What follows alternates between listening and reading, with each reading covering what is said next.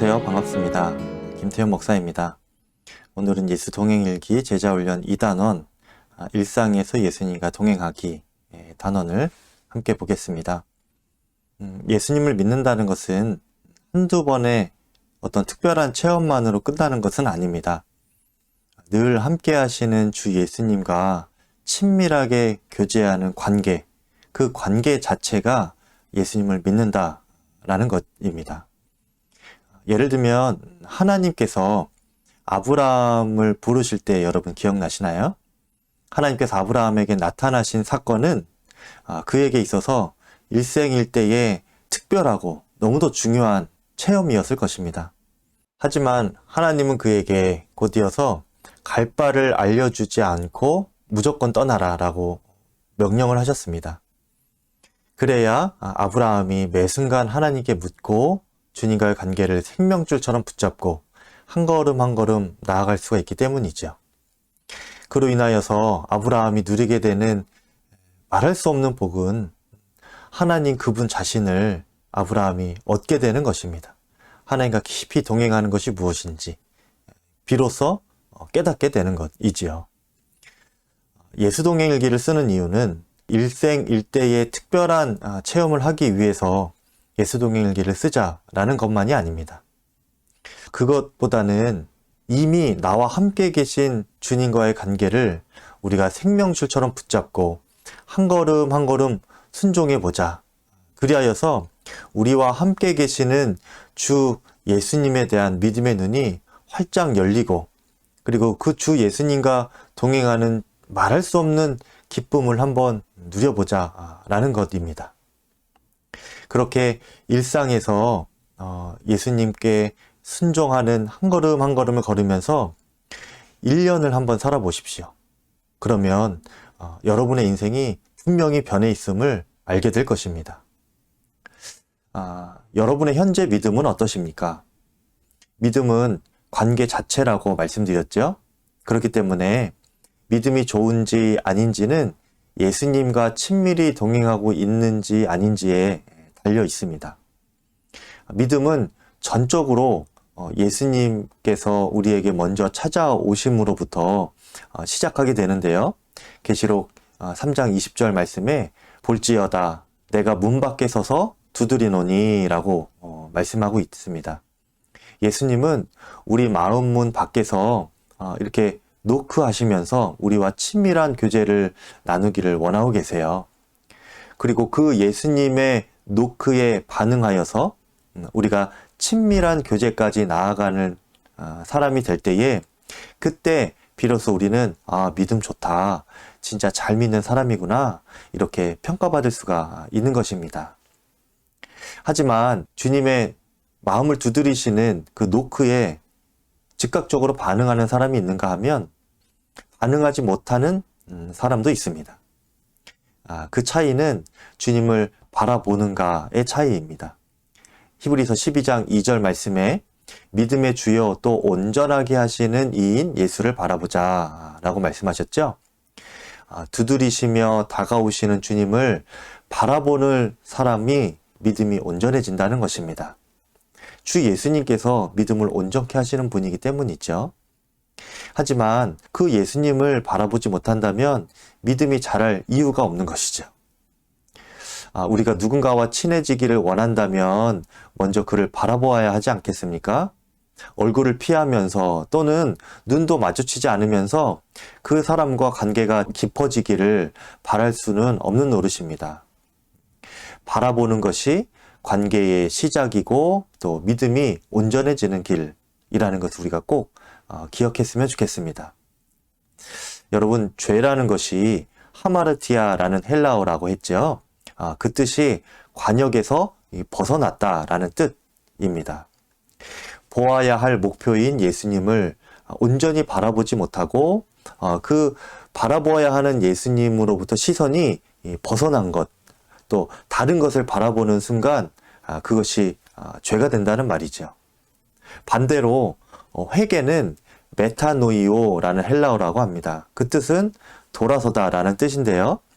다른 곳을 보고 있던 시선이 다시금 예수님께로 되돌아올 때 그때가 바로 회개의 순간이라는 것입니다. 그리고 그 회개를 통하여서 우리 자신과 예수님 사이의 관계가 다시금 친밀한 관계로 회복되고 더욱 깊어지게 되는 것이지요. 그래서 이 사도 바울은 그가 쓴 성경마다 우리가 계속해서 예수님을 바라보아야 한다라고 그렇게 증거하고 있습니다. 데살로니가전서 5장 17절에 쉬지 말고 기도하라. 또 로마서 12장 12절에 기도에 항상 힘쓰며, 에베소서 6장 18절 항상 성령 안에서 기도하고, 골로새서 4장 2절 기도하기를 계속하고, 또 빌립보서 4장 6절에 모든 일에 기도와 간구로 하나님께 아뢰라 말씀하고 있습니다. 제가 지난 시간에 소개해 드렸듯이 그 다윗도 항상 하나님을 바라보며 살기 위해 애를 썼던 사람입니다. 그에게도 죄가 왜 없었겠습니까? 회개한 이후에도 왜 유혹이 없었겠습니까? 우리들과 마찬가지로 다윗도 큰 죄가 있었고 또 유혹 가운데 살아갈 수밖에 없는 연약한 육신에 불과했습니다. 하지만 그럼에도 불구하고 그가 포기하지 않았던 것은 주 예수님을 바라보는 것, 그 믿음이었습니다. 그것으로 인하여서 그가 모든 삶에서 다시금 시작할 수 있는 힘이 있었던 것이죠. 예수동행일기를 쓰자는 것은 그 어느 상황 속에서도 예수님을 바라보는 일만큼은 우리가 포기하지 맙시다 라는 것이기도 합니다. 관역에서 벗어난 하마르티아, 이 죄의 상태에서 다시금 돌이키고 돌아오는 메타노이오, 이 회개와 회복의 삶으로 변하기 위해서는 우리에게 예수님을 온전히 바라보는 일이 필요합니다. 우리가 예수님 바라보기를 힘쓰게 되면 주님의 임재를 느끼는 감각이 엄청나게 커지게 되는 것을 느낄 수가 있습니다. 예수동행일기를 쓰면 내가 예수님을 하루 중에 얼마나 생각하고 살았는지 알 수가 있습니다. 또 얼마나 순종했는지, 또는 많은 말씀을 들었지만 순종하지 않고 살았던 삶은 어떤 순간이었는지 점검할 수가 있게 되는 것이죠. 그러면서 점점 예수님께서 나의 생각의 주도권을 갖게 되실 것입니다. 그리고 이것이 예수님과 우리 사이의 관계를 놀랍게 변화시키실 것입니다. 비록 우리는 그 예수님을 눈으로 본 적도 없지만 주 예수님이 내 안에 계심을 확신하게 되고 또 진정으로 살아갈 수가 있게 됩니다. 베드로전서 1장 18절 말씀에 예수를 너희가 보지 못하였으나 사랑하는도다. 이것이 예수님과의 인격적인 교제인 것입니다. 성경을 읽다가 마음의 감동을 느끼고 또 주님의 책망과 교훈과 위로와 약속을 자신에게 주시는 것으로 깨닫는 사람은 주님을 인격적으로 만난 것이죠. 또 예배할 때, 설교를 들을 때에, 또 기도 시간에, 또는 경건서적을 읽다가 길을 가다가 실패나 어려운 처지에 빠졌을 때에, 또 때로는 누군가와 대화하는 그 중에 분명히 주님이 주시는 말씀을 들었다면 여러분, 그것은 주님을 인격적으로 만난 것입니다. 인격적으로 지금 교제하고 계신 거예요. 그 내용을 예수 동행일기에 이렇게 기록해 보면서 예수님과의 동행을 점검할 수가 있게 되는 것입니다. 예수님을 바라본다는 것은 또 다른 표현으로 주님 안에 거하는 것이기도 합니다. 주님은 우리에게 그저 내 안에 거하라 라고 말씀하고 계십니다. 요한복음 15장 4절 말씀에 내 안에 거하라, 나도 너희 안에 거하리라. 가지가 포도나무에 붙어 있지 아니하면 스스로 열매를 맺을 수 없음같이 너희도 내 안에 있지 아니하면 그러하리라 말씀하고 계시죠. 이 말씀은 예수님께서 이미 십자가를 통하여서 우리의 모든 죄를 씻으시고 거룩하게 구별하여 주시고 우리 자신과 예수님이 한 몸이 되어 주셨다는 말씀입니다.